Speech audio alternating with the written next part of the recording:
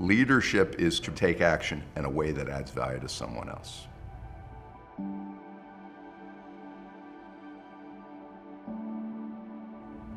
To me, leadership starts with an ownership mindset. And what I mean by that, if you're going to be a leader, you have to actually think as if you're an owner and go through the stress of pretending you're the decision maker. You need to think of all the considerations that decision maker needs to think of: ethical, legal, economic, and you need to think of all the constituencies that leader has to think of: the public, the employees, customers, the profitability, shareholders, regulators. You're going to find you cannot deliver on the objectives for every one of those constituencies. Someone is going to be a little bit dissatisfied, and what you realize is you have to make trade-offs. We're going to have to do certain things with our employees, or we may have to have some challenges with other constituencies. Whatever it is, with that kind of mindset, you got to do three things.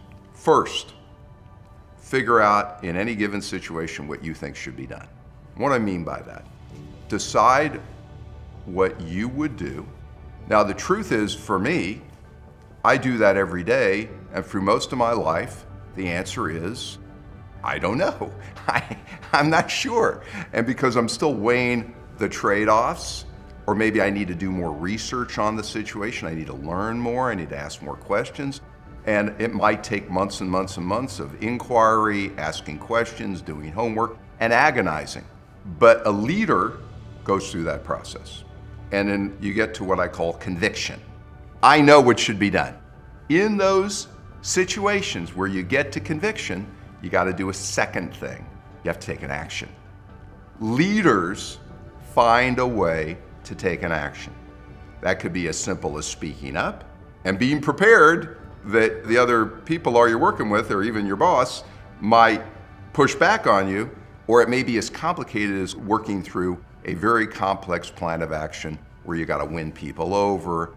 Now, leaders don't act indiscriminately. Like, you shouldn't be giving your opinion all the time of this, that, you got to pick your spots, and you got to do it when you've done your homework. Can you, with an ownership mindset, figure out what you believe, take action, and there's a third thing, with a view to adding value to others. The world is full, I assure you, of people who can figure out what they believe and take action in a way that's good for them personally. No problem, but that's not leadership. Leadership is, can you take action in a way that adds value to someone else? Great leaders build a nucleus of people in companies that are focused on adding value to someone else. Everybody's worried about making a profit or winning an election or being a winning coach, but that is an outcome of a nucleus of people who think like an owner and then figure out what they believe, act in a way that adds value to others. By that definition, by the way, there's millions of leaders in this country. Many of them don't have any employees. A successful parent could be a great leader. Someone who takes an action in their community to help improve an issue, that person's a leader. By the same token, you can manage 50,000 people and not be a leader at all. And there are lots of people out there trying to figure out what people want to hear, or they're not getting to conviction, or they're trying to figure out how to do something that's good for them that may not necessarily add value. Anyone listening to this can be leaders if they find something that you care about, and then do the work to put yourself in the shoes of a decision maker, or get yourself in a position where you can be a decision maker. Figure out what you believe, take action in a way that adds value to someone else, and try to coach others and build a nucleus of people that do that. So with that, last comment, the best leadership story I've actually heard in the last number of years. I was giving a talk in northeast part of the United States. The local principal of the grade school introduced me. And she gets up there and she tells the story of a janitor in her school who had observed a small child in the school who wet his pants. This is the story she's telling to introduce me. I started to get why she was telling this story. Child wet his pants.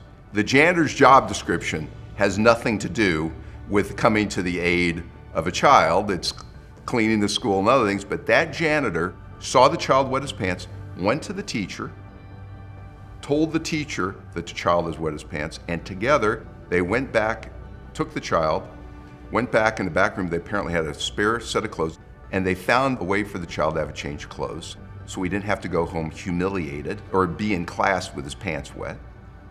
Janitor went back to his job, child went back to class, teacher went back to teaching. And I got the point of the story. That janitor is a leader. That janitor's a leader, even though no direct reports, not a lofty title, but thought like an owner, figured out what he believed, acted in a way that added value to that child. And I was pretty sure that that grade school principal created an environment in that school where thinking like an owner and being a leader is encouraged. And I realized she's a leader for creating a nucleus of people like that, but that's a great leadership story. And by that definition, leadership is a lot more accessible